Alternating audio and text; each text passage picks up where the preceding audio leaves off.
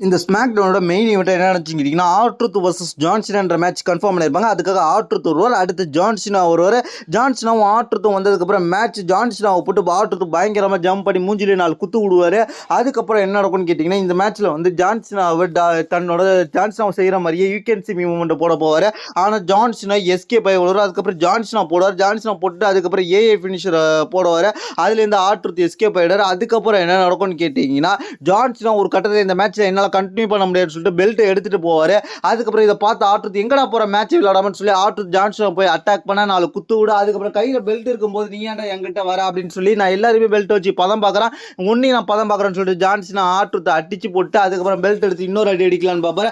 அந்த இடத்துல match disqualification ஆன சிஎம் பங்கு மியூசிக் வரும். சிஎம் பங்கை பார்த்தோன்னே ஜான்சனை ஓட ஆரம்பிச்சோன்னா ரிங்குள்ளையும் துரத்திக்கிட்டு வருவார் சிஎம் பங்கு. சிஎம் பங்கை துரத்திக்கிட்டு வந்தோடனே சிஎம் பங்குக்கு ஒரு 4 உதைய போட்டு அதுக்கப்புறம் பெல்ட்டால் சிஎம் பங்கை அட்டாக் பண்ணுவார். அதுக்கப்புறம் வந்து சேரை எடுத்து அது டேபிளை எடுத்து ரிங்குள்ள நிப்பாட்டி வச்சு அதுக்கப்புறம் வந்து ஜான்சினா அப்புறம் ஒரு முறை பெல்ட்டால் அடித்து அதுக்கப்புறம் வந்து ஜான்சினா வந்து ஏஐ ஃபினிஷரை வந்து சிஎம் பங்குக்கு டேபிள் மேலே தூக்கி போட்டு அந்த டேபிளை உடச்சி விட்டுட்டு அதுக்கப்புறம் வந்து மைக்கை வாங்கி கீழே போய் மைக்கை வாங்கிட்டு வந்து அதுக்கப்புறம் டாப் ஆஃப் த ரிங் கார்னரில் உட்காந்துக்கிட்டு ஜான்சினா சிஎம் பங்கை பற்றி பேச ஆரம்பிப்பார். சிஎம் பங்கு பைபாம் பற்றி பேச ஆரம்பிப்பார். சிஎம் பங்கு ஒரு முக்கியமான ஆளே கிடையாது, அவன் பெஸ்ட் இந்த பில்டே கிடையாது, அவன் மக்களை முட்டலாக்கிக்கிட்டு இருக்கான், அவன் கட்டுக்கதையை தான் பரப்பிக்கிட்டு இருக்கான், அந்த கட்டுக்கதையை தான் நீங்களும் நம்பிக்கிட்டு இருக்கீங்க, அவனை போல ஒரு கேவலமான ஆள் ஏமாத்துக்காரன் யாருமே கிடையாது அப்படின்ற மாதிரி சொல்லுவார். ஏன்னு கேட்டிங்கன்னா சிஎம் பங்கும் ஜான்சனுக்கு முன்னாடி நடந்த ஸ்டோரியில் அப்படியே ரீக்ரியேட் பண்ணியிருப்பாங்க. 2013 நடந்த ஸ்டோரியில் ரீக்ரியேட் பண்ண மாதிரியே காமிப்பாங்க.